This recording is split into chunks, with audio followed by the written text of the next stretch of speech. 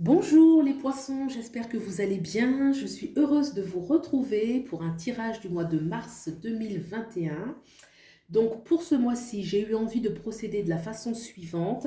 À gauche, on va voir le présent, ce qu'on a acquis par les expériences du passé, ce qu'on va aussi laisser tout doucement partir. La carte au centre, c'est un point de bascule qui va permettre d'arriver vers les nouvelles énergies ici à droite, ce vers quoi on va, ce qu'il faut manifester, ce qui se manifeste, le futur proche, tout simplement. Pour cela, j'ai utilisé le tarot Everyday Witch de Deborah Blake, qui signifie tous les jours sorcière, donc c'est sorcière bienveillante, on est d'accord. Donc, on va regarder tout de suite ce tirage général. Vous prenez vraiment ce qui fait écho avec votre réalité et puis vous laissez le reste de côté. C'est valable pour les poissons de signe solaire, d'ascendant ou de signe lunaire. Voilà, c'est parti. Mars 2021 pour les poissons.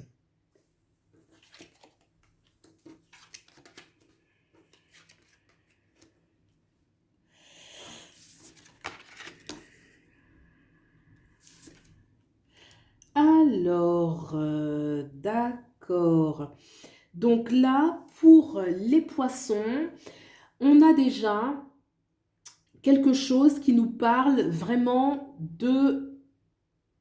Oui, alors là je vois une énergie, c'est une énergie qui nous parle de partage, hein, de partage, de complicité. On a trois femmes de trois âges différents qui trinquent ensemble. Donc il peut y avoir un entourage avec des différences d'âge autour de soi, il peut y avoir de l'entraide de plusieurs générations, quelque chose vraiment où on se sent écouté, qu'il y ait beaucoup de tolérance en fait, hein, puisque là on a trois générations différentes, donc il peut y avoir aussi une énergie de tolérance, de partage, de transmission, quelque chose où voilà, il y a un certain, il y a quelque chose de positif. Alors par rapport au prince de bâton qui est en dessous, là, alors, c'est un personnage qui semble un petit peu... il y a une sorte d'hésitation là qui se dégage de la carte. Il y a une sorte d'hésitation. Le chat ne semble son chat, hein, qui va représenter un petit peu son animal totem, va dans une direction, lui dans une autre. Il peut y avoir une certaine hésitation. Là, on a ce lézard là qui vient comme ça couper barrage. Peut-être que il y a un bonheur... un bonheur amical, hein, ce 3 de coupe nous parle de partage, alors on peut le voir, oui, sur le plan familial, d'une collaboration si c'est professionnel, mais vraiment quelque chose qui nourrit, hein, quelque chose de très positif, hein, pas le simple travail bureaucratique, hein, je veux vraiment quelque chose où on partage. Il peut y avoir des remises en question un petit peu, hein, des remises en question par rapport à les personnes qui entourent de nous. Est-ce qu'on va vraiment dans les mêmes directions? Est-ce que maintenant, est-ce qu'il n'y a pas un changement qui se fait, hein, par rapport à peut-être quelque chose qui était au début très harmonieux? Peut-être que là, il peut y avoir une remise en question où on a besoin de prendre son petit baluchon, là, avec ce prince-là. Il me fait penser un petit peu au battleur, là, pas au battleur, au fou, là, qui est en train de prendre son petit baluchon et peut-être... euh, voilà, hésiter sur un chemin qu'il a à prendre. Il y a une notion peut-être un petit peu de s'écarter, de réfléchir un petit peu sur les gens autour de soi. D'accord? Avec ce roi de bâton, effectivement, hein, là, c'est ça, hein, je sentais vraiment une dynamique où on s'en va, on va vers sa direction, on s'en va, et on part même aller combattre. Là, vous voyez ce dragon qui est là-bas dans les sommets. Il y a une notion vraiment où on va partir, on va reconquérir son propre pouvoir, hein. Là, il y a vraiment, peut-être qu'on sort d'un environnement où on était peut-être surprotégé aussi, et que là, on va vraiment se lancer pour aller conquérir un petit peu, reconquérir son propre pouvoir dans sa vie. Hein. Donc, ok, là, avec ce 2 de bâton, effectivement, il y a une notion d'objectif, hein, c'est ça, c'est vraiment un objectif, une notion d'objectif, une notion d'avoir un but à atteindre, voilà, quelque chose qu'on veut atteindre, une cible, quelque chose aussi qui nous demande de rester focalisé sur son objectif. Ok, donc avec le 5 de coupe, là le 7 de coupe, oui, oui c'est ça, hein, là voilà c'est ça. Donc le 7 de coupe, là nous parle d'une personne qui est en train, d'une sorcière, là, qui est en train d'acheter un petit peu un filtre d'amour à cette vieille sorcière derrière le comptoir, là. Hein, on voit qu'elle tient avec sa main ce filtre d'amour. Donc ça semble être un petit peu dans ses préoccupations, hein, voilà, peut-être comment attirer l'amour, comment faire rendre amoureux la personne qu'on aime ou faire revenir la personne qu'on aime. Il y a une notion un petit peu de filtre d'amour. Et en dessous, on a ce 5 de coupe là qui nous parle quand même d'une lassitude sur peut-être le plan affectif, hein, où vraiment bon, il y a quand même 3 coupes qui sont là abandonnées et derrière elle, il y a encore 2 coupes, hein, 2 coupes qui sont pleines, qui sont debout. Donc là, elle est plutôt en train de regarder ce qu'elle perd, hein, que ce qu'elle a. Donc oui, c'est ça, l'énergie qui se dégage là, c'est à la fois peut-être des moments de partage, de joie qu'il y avait, et qu'on peut-être on n'a plus autant, une notion peut-être de distance avec certaines personnes, qu'on n'est plus en contact, hein, peut-être que c'est aussi on n'est plus assez en contact avec les personnes qui nous procuraient de la joie, ou les moments, les partages qui nous procuraient beaucoup il y a une sorte de solitude, et là peut-être sur le plan affectif, hein, ce cœur qui représente, bon ça peut être tout, hein, ça peut être sentimental, amoureux, ça peut être des liens amicaux, des liens de fraternité, des liens familiaux, hein, il y a un peu une notion où voilà, c'est dans ses préoccupations parce que justement elle est triste, hein, elle a perdu un petit peu, ce personnage a perdu justement de l'amour en fait, hein, elle le vit comme tel, et à côté une énergie où voilà, on reste concentré et on va partir un petit peu, on va reconquérir un petit peu son monde, on est prêt quand même, hein, avec ce roi de bâton, le roi il va toujours triompher, hein, il part pour triompher, il a tout ce qu'il faut dans ses connaissances, avec les connaissances, avec le courage, il a tout ce qu'il faut, le roi va gagner, d'accord? Et là ce 2 d'épée nous parle bien de, voilà, de concentration, de mental qui est bien focus, donc là il y a quand même un choix, une détermination qui est là, qui est faite, d'accord?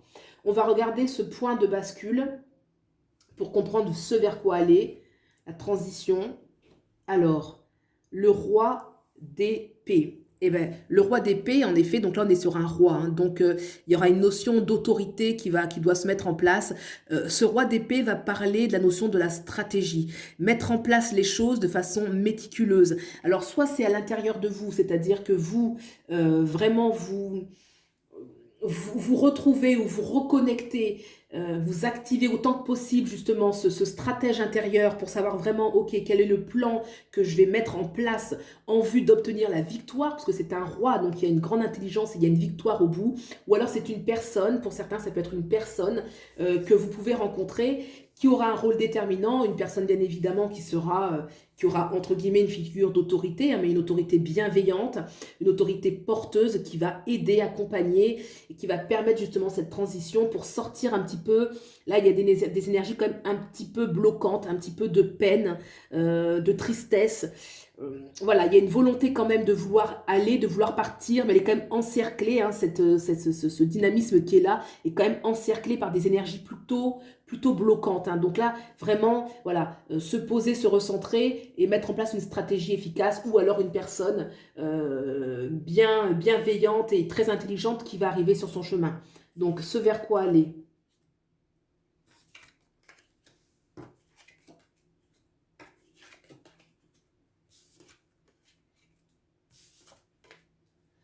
Ok, donc là, on a 3 cartes majeures.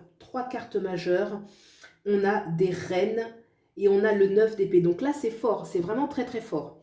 Alors, là, au niveau du centre, on a quand même cette grande prêtresse. Alors, cette grande prêtresse, c'est l'énergie d'une personne qui a la connaissance, d'accord? C'est l'énergie d'une personne qui a la connaissance occulte, hein, on va dire, puisqu'elle est en train de consulter cette boule de cristal.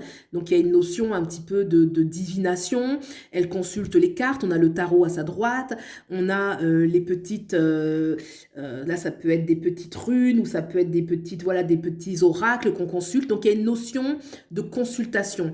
Il y a une notion d'aller aussi, il y a aussi l'intuition, il y a la connaissance, il y a l'intuition. Là, peut-être que pour vous, pour certains, soit dans votre entourage, vous avez une personne qui peut vous aider parce qu'elle a une grande connaissance, soit c'est vous qui ayez recours à votre propre intuition, qui vous posez, soit c'est clairement consulter une personne, ça peut être qui vous voulez, qui va vous permettre de faire justement un choix. Parce que là, ici, on a en dessous le chariot. Donc en fait, cette prêtresse, elle est en train de consulter concrètement. Elle consulte parce qu'il y a un choix à faire. Le chariot, c'est une carte majeure importante puisqu'elle va nous parler d'une nouvelle étape. Souvent, avec le chariot, c'est la fin d'un cycle pour un nouveau. Hein. Là, elle va vraiment vers un autre chemin. Elle va vraiment prendre une autre direction. Il y aura un tournant dans sa vie. Et là, clairement, elle n'a pas encore choisi. Elle n'a pas encore choisi, peut-être parce que les deux chemins l'attirent en fait. Hein. Peut-être que les deux chemins lui parlent. Donc, ce qui fait qu'elle n'est pas sûre. Et pour la raison pour laquelle elle est en train de consulter, elle est en train de chercher quel est le meilleur chemin à prendre pour arriver en fait à mon vrai désir. Hein. Donc c'est aussi une écoute intérieure de savoir, ok, quel chemin correspond le plus à mes vrais désirs. Donc déjà, se comprendre et trouver une personne qui peut nous aider à voir plus clair sur les choix qu'il y a à faire. Pourquoi? Parce que là, on a quand même derrière ce 9 d'épée. Donc je vous montre la carte. Le 9 d'épée, c'est toujours un petit peu le tourment intérieur. Ça peut être quelque chose d'extérieur, mais ça peut être lié tout simplement à ses doutes. C'est que lorsque le mental est trop activé, trop actif, notamment pendant la nuit, il y a un moment donné, on ne sait même plus. On ne sait même plus s'il faut aller à droite, il faut aller à gauche. On a remis tout en question. Vous voyez? Donc, il y a une mise en garde quand même en disant attention, il y a une énergie à trancher, il y a des choix à faire, il y a des directions à oser prendre. Il faut mettre du clair dans certaines choses parce que on peut retomber en fait dans une énergie un petit peu de doute. Hein. Le 9 d'épée, c'est toujours, voilà, on laisse les pensées négatives prendre le dessus et c'est comme si elles nous mangeaient, ça nous démoralise. Il y a un peu, dans l'extrême, il y a un peu l'énergie de la dépression, donc il faut toujours une mise en garde et on a justement en dessous la tempérance qui vraiment est une alerte pour nous dire recentrez-vous, ne laissez pas le doute prendre le dessus, faites, ça peut être même faire du yoga pour certains, si ça vous parle, de la marche à pied pour d'autres, du sport, que sais-je, en tout cas une activité qui va mettre le corps en action et qui va permettre au corps de sortir un petit peu de cette léthargie, de ce comportement un petit peu apathique, là où on se laisse vraiment tourmentée par ses propres pensées. Hein. Là, elle est tourmentée par elle-même, par ses doutes. Hein. On voit beaucoup de livres à côté. C'est comme si elle avait lu beaucoup de choses, mais qu'elle n'arrive pas à synthétiser. Il y a quelque chose vraiment, c'est comme un tourbillon de pensées là. Donc, je pense que vraiment cette grande prêtresse, c'est ça, c'est important, c'est de vraiment comprendre quel est le choix que je dois prendre, quelle est vraiment la direction que je dois prendre. Il y a de grandes questions par rapport à ça. Ensuite, avec cette reine de coupe, là, nous parle quand même d'un besoin, vraiment d'un besoin Le 9 de coupe, c'est toujours une énergie où on va se sentir bien, on va se sentir heureux, heureuse, dans une certaine plénitude de vie, voilà, les énergies d'émotions ne sont pas bloquées, au contraire, il y a une bonne circulation des émotions, une bonne circulation des énergies intérieures, on est heureux tout simplement, il y a vraiment une grande, vous voyez, ces deux cartes, c'est l'opposé en fait, c'est clairement l'opposé entre ce personnage-là qui est crispé, tout tendu, et elle qui est vraiment dans un corps, une énergie vraiment déployée. Et au centre, on a vraiment la grande prêtresse qui, elle, peut aider justement à aller d'une énergie à une autre ou d'éviter d'aller dans cette énergie pour aller dans celle-ci. Hein. Il y a vraiment une notion de choix, ça ressort, d'accord? Pour arriver à cette grande joie, en fait, hein, le 9 de coupe, c'est un accomplissement, c'est la fin c'est un accomplissement, on a été jusqu'au 9. Il y a quand même la reine de bâton qui dit bien qu'on a réussi à reprendre le contrôle dans sa vie. D'accord? On a réussi à reprendre le contrôle dans sa vie, à maîtriser le dragon qui est à l'extérieur, qui est juste autour d'elle. Vous voyez, elle marche sur sa queue, elle est assise sur lui, elle le domine. Il ne crache plus du feu, il est éteint, il est dompté. Elle tient sa baguette de pouvoir qui est allumée. Donc il y a vraiment une notion, on a réussi à déployer sa force intérieure. On a réussi vraiment à dominer ces pulsions négatives. On a réussi à triompher. Il y a une notion de triomphe. Donc cette reine de coupe, c'est vrai que ça ne va pas arriver, ça va arriver, mais il y a un travail quand même, c'est porté par un travail. Vous voyez, cette maîtrise a demandé une certaine volonté, une certaine stratégie, d'où certainement ce roi d'épée ici qui vient amener, il y a une notion de discernement, vraiment il y a quelque chose de mental dans le roi d'épée. Vous voyez, quand vraiment on se pose, ok, on réfléchit, hein, d'où cette tempérance ici. On réfléchit, on est dans des idées vraiment construites, hein. On ne se laisse pas justement happer par ce 9 d'épée. Là, c'est tout le contraire. Ce sont les idées qui sont déconstruites. C'est le mental qui blablate, un mélange de mental agité, d'émotions agitées. Non, là, avec ce roi d'épée, on va vraiment se poser, se canaliser et voir, ok, je vais dans quelle direction? À droite, à gauche. D'accord? Voilà. Bon, bah écoutez, moi je dirais que pour ce tirage, l'énergie principale qui sort, il y a quand même la notion de l'émotion, hein. Je vois avec le là, un petit peu le 5 de coupe ici, le 7 de coupe, où on cherche l'affection, comme ça on cherche les remèdes. Ce 9 quand même d'épée qui arrive encore là dans l'avenir, qui arrive encore. Je vois encore une énergie émotive qui peut un petit peu étouffer, qui peut un peu voiler les choses, d'accord? Par contre, en dessous, il y a une notion il y a des choix à faire, il y a des choses, il y a des directions vers lesquelles aller, qui vont demander d'abord qu'on se centre, qu'on se consulte intérieurement, ou qu'on demande de l'aide à des personnes qui ont la connaissance, pour savoir vraiment quel juste chemin prendre. Vers quelle direction prendre? Bien évidemment, il faut toujours, même si on vous donne un conseil, quelle que soit la personne, écouter son propre ressenti. D'accord? Mais voilà, on peut avoir besoin quand même d'un coup de pouce. C'est ce qui ressort du jeu. Voilà, eh bien, écoutez, j'espère que ça vous aura parlé. Et puis, si vous avez aimé, vous pouvez liker, vous abonner. Pour une consultation privée, vous avez toutes les coordonnées dans la barre d'infos. Et puis, je vous souhaite le meilleur et je vous dis à bientôt. Au revoir.